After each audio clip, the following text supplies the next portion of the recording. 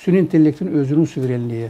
Təsadüfi deyil ki, hal-hazırda həmin rəqəmsal suverenliyin əsas parametrlərindən biri də o süni intellektin, milli süni intellektin yaradılmasıdır. Nə deməkdir o? Onun özünün arxasında dayanır. Data özününki olmalıdır.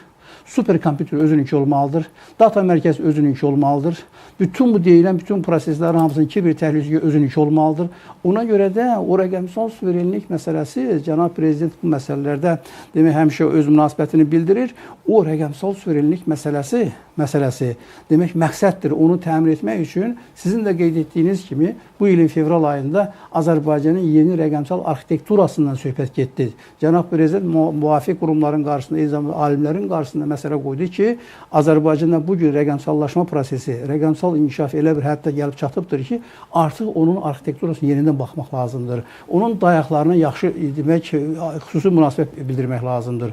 Ona görə də bax bizim institutumuz, İnformasiya Texnologiya İnstitutu yeni rəqəmsal arxitekturun tələbləri nədən ibarət olmalıdır? Hansı dayaqların üstündə o dövlət qurulmalıdır? Rəqəmsal dövlətin özü ayrı-ayrı deyək ki, korporativ olan rəqəmsal mühitləri necə birləşdirəcək, necə onu koordinasiya edəcək, necə onu sinxronlaşdıracaq, necə onun suverenlik belə də, necə onun immunitetini artıracaq, necə onun immunitetini o suverenliyə qarşı, onun təhlükələrə qarşı təmin edəcək. Yəni bu mürəkkəb məsələdir.